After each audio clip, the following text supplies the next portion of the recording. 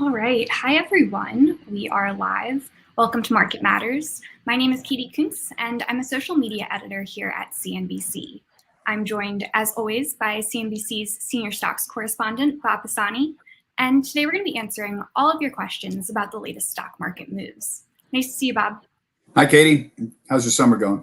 It's going very well. And I know that you've been doing a lot of traveling, too. So it sounds like you've had a nice summer. Yeah, it's been a great summer. People are out traveling around. We can talk about it later if you want, but it's people are spending a lot of money to go out for the first time in years. Yeah, for sure. So yeah, let's just jump right into the questions that we have this week, Bob. First up, companies have started reporting Q2 earnings. I know that you're watching this closely. What should investors be watching?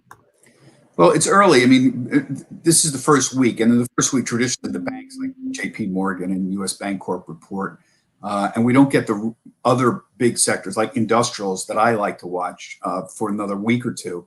But there's some early emerging. Number one, not as many companies are beating the estimates. So there's a whole game that goes on in Wall Street between the analysts and what Wall Street thinks is going to happen. And the analysts usually have to slowly reduce their estimates, and the game for the companies is to beat the analysts what they think are going to do. So usually before COVID, companies would typically try to beat the analyst expectations were by usually 4, 5, 6%, and everything would be copacetic.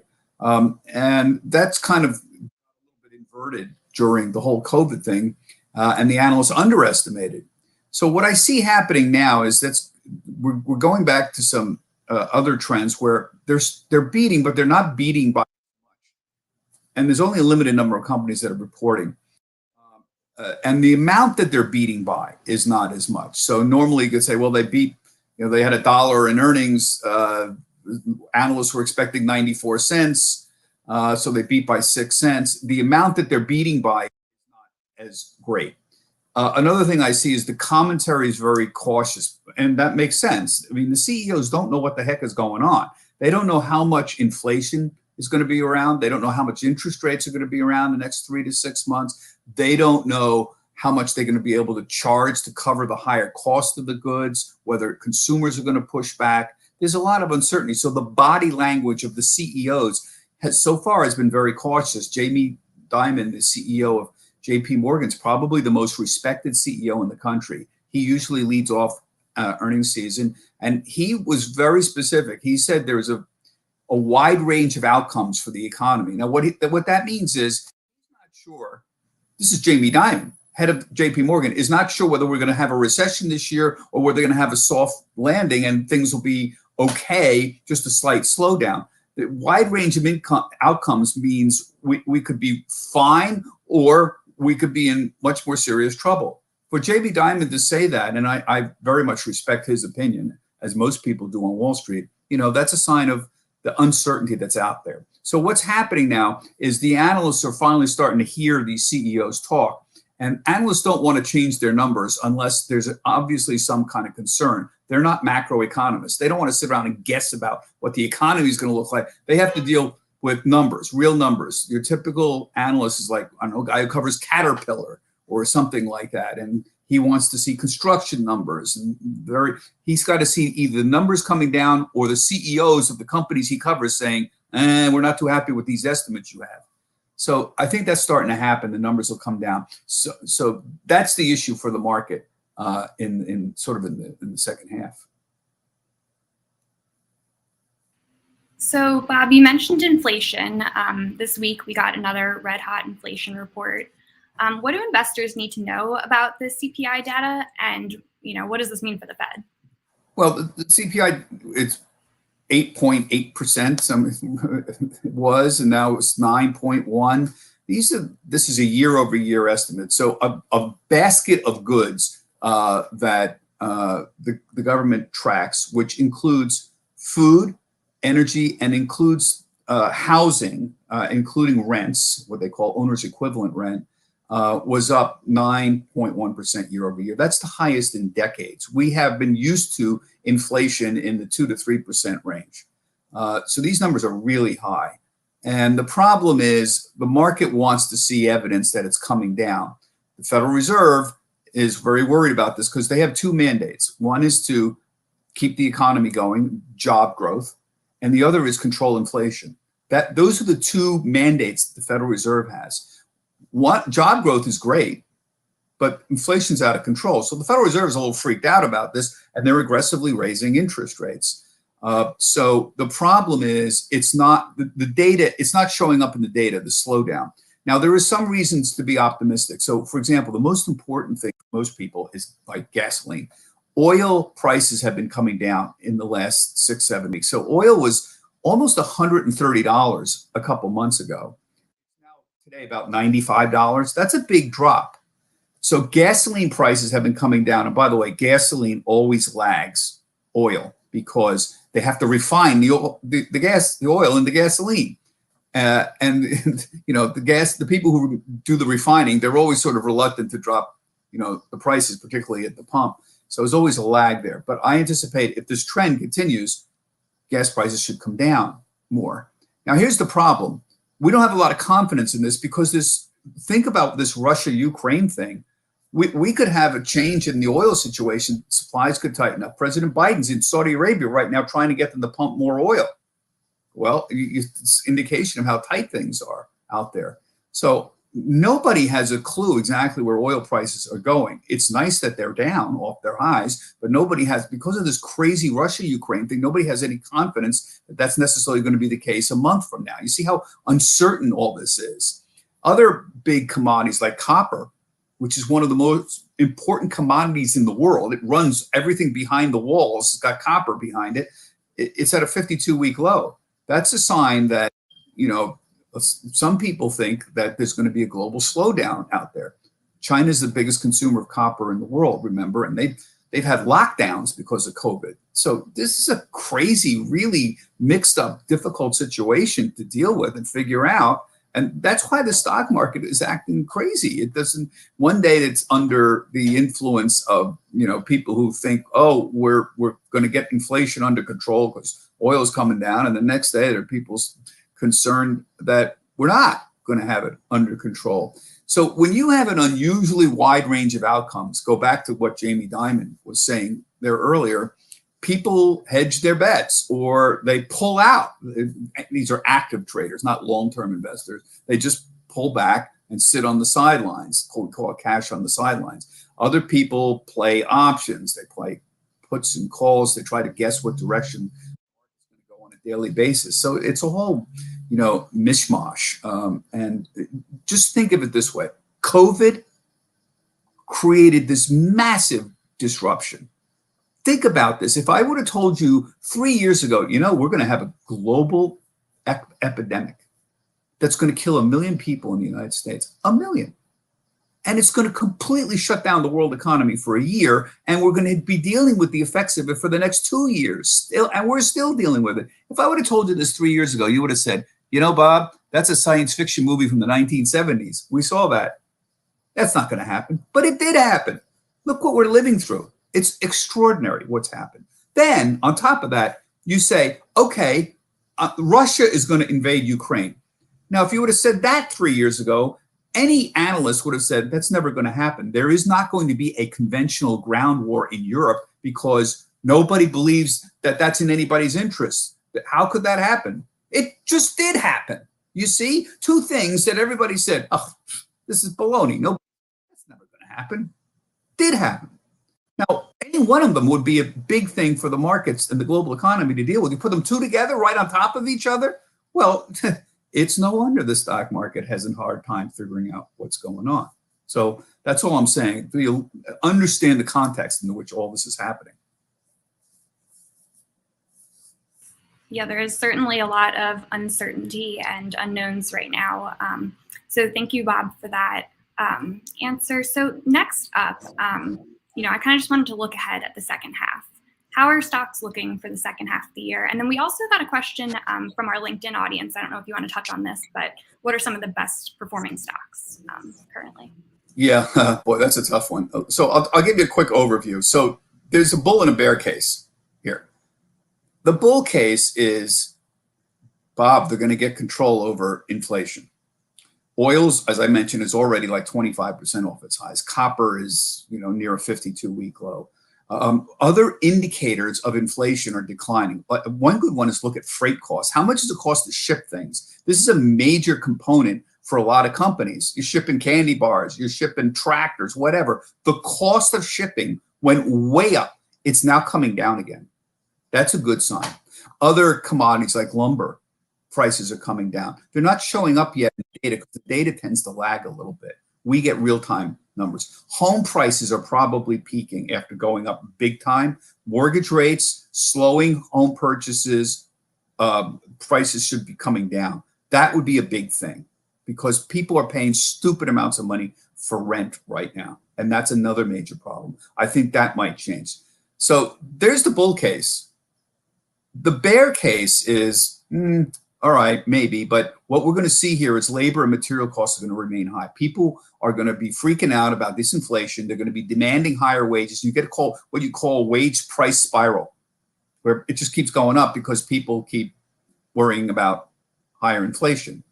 That's something the Federal Reserve is very worried about. You don't want inflation to become locked into the economy. Like all of a sudden, instead of 2 or 3% inflation a year, now we're going to be expecting 6% inflation a year for years. They don't want that. You don't want it. So the bear case is these labor and material costs are going to remain high, and companies are going to have to keep raising prices. So you want a chocolate bar. It was $1 a year ago. This year it's $1.05, and it's going to be $1.10 or $1.12 in December.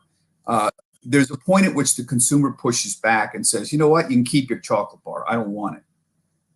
That's called elasticity, price elasticity. How far can you raise prices before they just say, forget about it? This is true at everything. Airlines, hotel rooms, chocolate bars. There's always some elasticity in pricing and demand. So the bear case is the companies are going to have to keep raising prices in the face of weaker demand.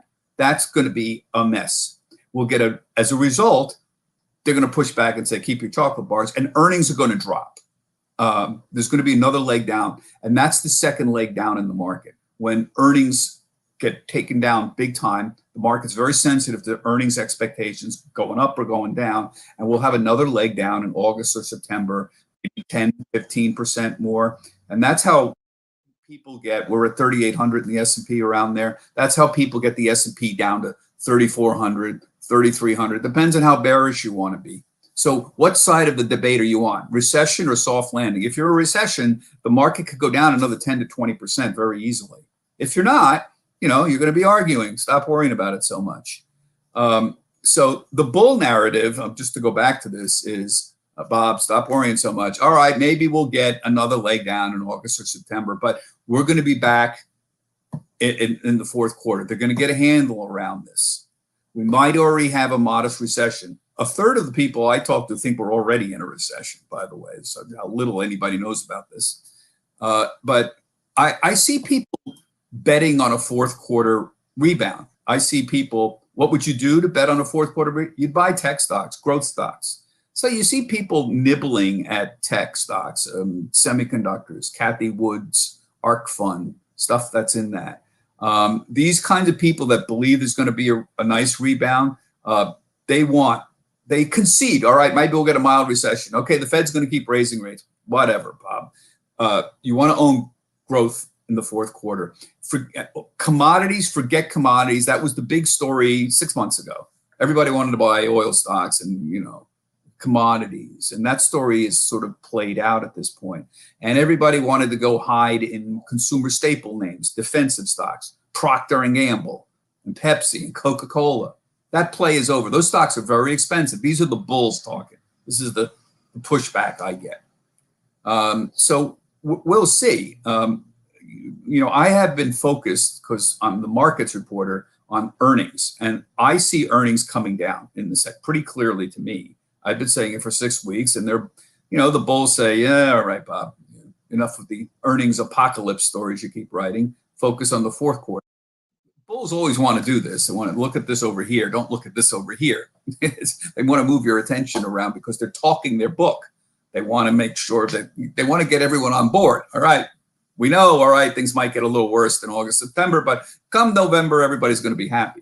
So you see how this game works on Wall Street. You know, you're always talking your book. And I just kind of try to focus on the fundamentals, and the fundamentals I see right now is earnings coming down, and I see that affecting people's, I see that affecting the market attitude. Well, it will certainly be interesting to see how this all plays out as we continue into the second half of the year. And speaking of the second half, Bob, I feel like this is something we talked about a lot last year, but are we expecting to see any more IPOs in the second half of the year compared to the first half? Well, it couldn't be any worse. I've been covering IPOs for 25 years. I don't think I've ever seen a worse first half of the year. The second quarter, I'm trying to remember. I think I did one IPO. It was Bausch & Lomb, a big eye care company. They went public. That was a big one. It's like 600. Which was that? I forget what it was. 600 million they floated, something like that. Other than that, it was a disaster. I mean, a complete disaster. It was, the numbers were like 90% below what it was in the second quarter of last year. 90%. So the reason it's a disaster is the market is. I mean, think about this. If you want to go public, you don't want to go public in a down market. A lot of this is psychology. Even if you got a company that's doing well, making money, it's investor psychology is very much an important factor when you're an IPO. So nobody wants to go public in a clearly down market. So that's a problem. So what about the second half of the year? Well, there's a very simple thing to look at here. You want generally calmer stock markets when you go public. So how do you know that? Well, if you look at the volatility, look at the VIX, the CBOE volatility index. This is a measure of how much protection people are buying for the S&P 500 over the next month. And when it's above 25, and it's 25 now, that's a problem. You know, you want it 20 below. 20 is about the long-term average for the volatility index of the last decade or so. You get 25, and if you're 30, forget about it. That's indication that people are worried in the near term about the state of the markets. They're expecting very broad swings in the market, and that's a problem. And it's not like there's nobody out there willing to go public. I mean, there's some very big names sitting out there. There's Mobileye. They're one of the biggest. They do all the self-driving technology. There's a huge chip maker, ARM, out there that could go public. That's a big, big deal. They're waiting. Instacart, remember them? That's the grocery delivery platform that's out there. Reddit, the social media platform, they're sitting out there. There's this platform, video chat platform, very popular with the gamers, called Discord. That's sitting out there. There's deals out there that are, you know, just waiting to happen, but they're not because of the market conditions. So I wish I could tell you something's going to happen, but we've got to calm down. And I don't know if you're going to be able to do that in July and August. Tell me where oil's going to be in October. And here's the problem. In any normal year, you could say, all right, you know, oil might be between $95 and $105, something like that, a tight range. I have people out there that think oil's going to be 75, and I have people think it's going to be 150. What do you do with that? The range of outcomes, going back to Jamie Dimon, is ridiculously wide. So given that, people just throw up their hands and say, you think I'm going public in that? No. So you see the problem. Tell me where oil is going to be in October. And most of the people have narrow ranges historically. Now you got people with these kinds of ranges. Market hates that. So Bob, our next question, funny enough, came to us earlier this week on Instagram, and they were asking, what are your thoughts on social media stocks? Maybe we can zoom in on some of those names. Social media. Okay, so let's separate Twitter and Elon Musk, which is a complete independent sideshow to the whole social media thing. Look at it this way. This stuff comes and goes.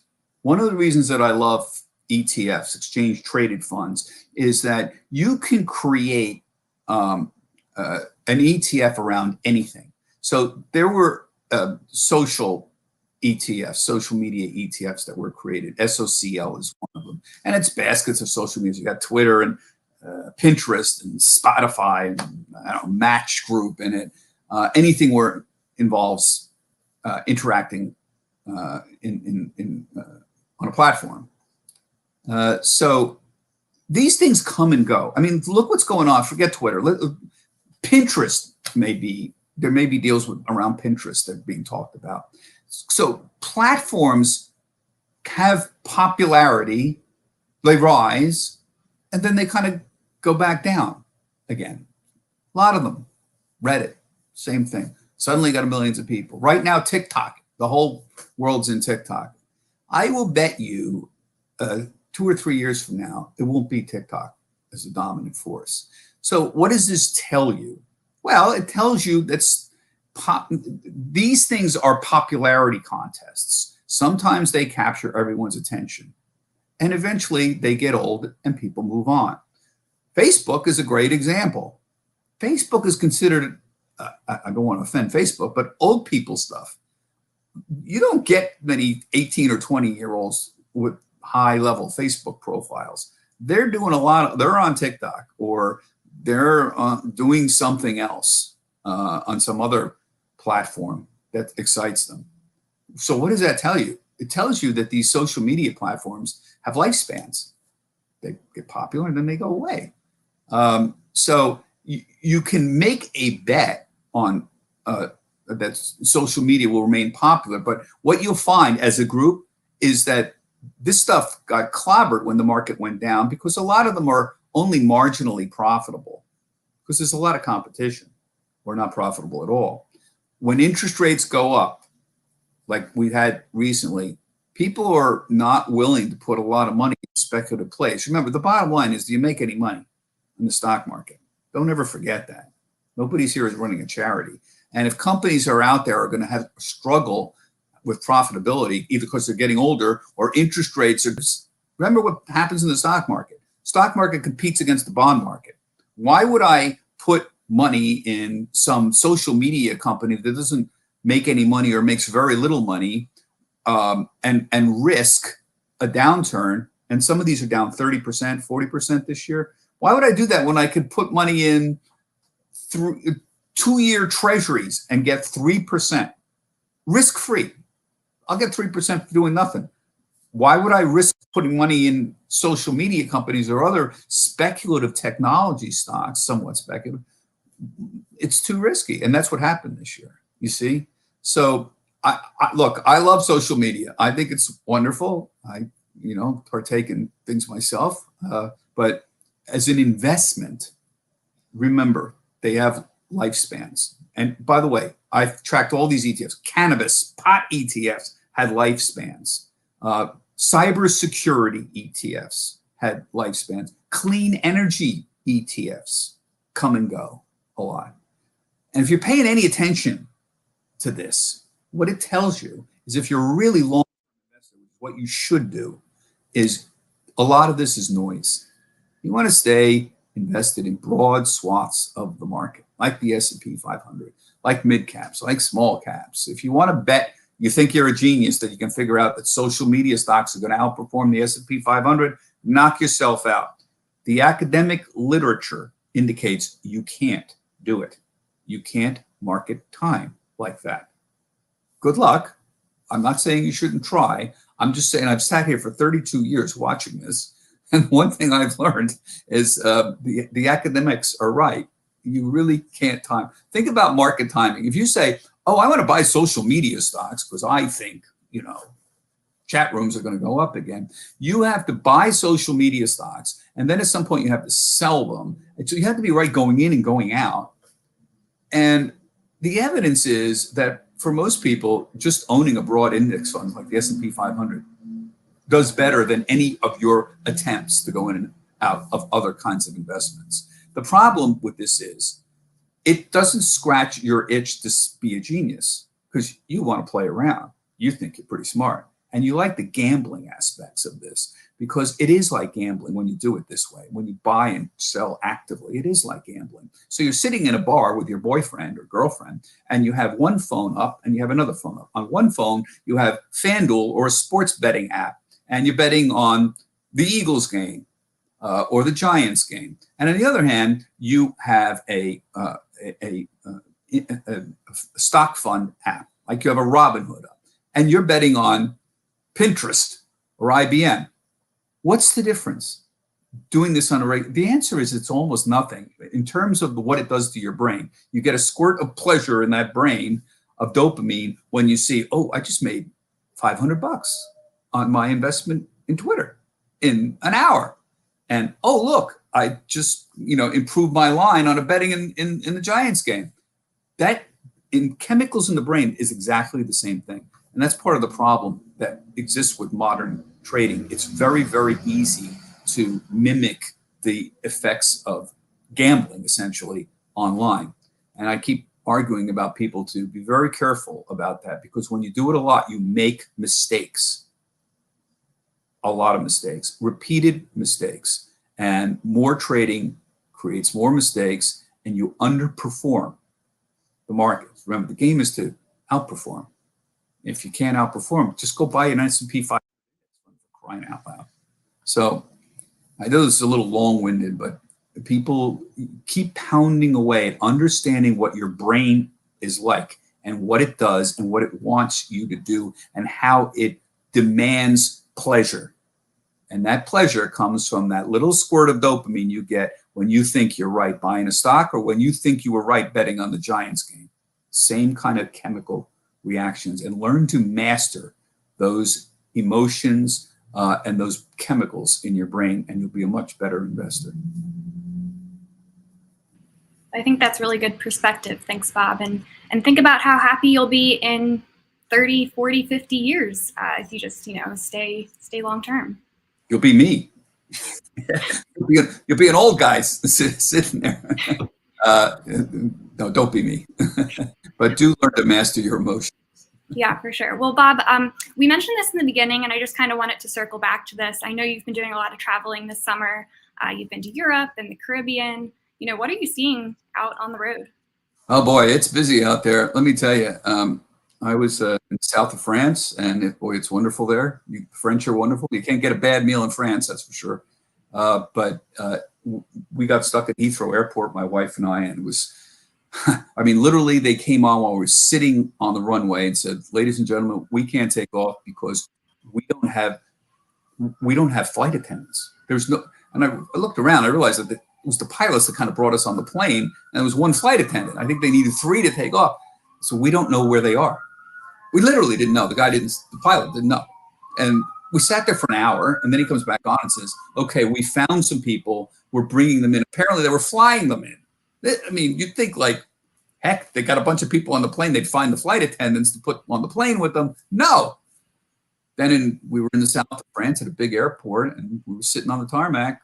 My wife said, we're going to get out of here right on time. And I said, we haven't taken off yet. And all of a sudden, the pilot comes on and says, ladies and gentlemen, the air traffic controllers have gone on strike. They have left the air traffic control tower. There is no one to tell us how to take off. And we're on the tarmac. We've left the gate. You can imagine how many planes are sitting there. This is Marseille Airport. There must be dozens and dozens of planes sitting there. There's nobody in the control tower. That's the last thing you want to hear. It's not what you want to hear. We literally were there 3.5 hours, and finally they came on and said, ladies and gentlemen, they have returned. The pilot was befuddled. He said, we will tell you as soon as someone answers the phone.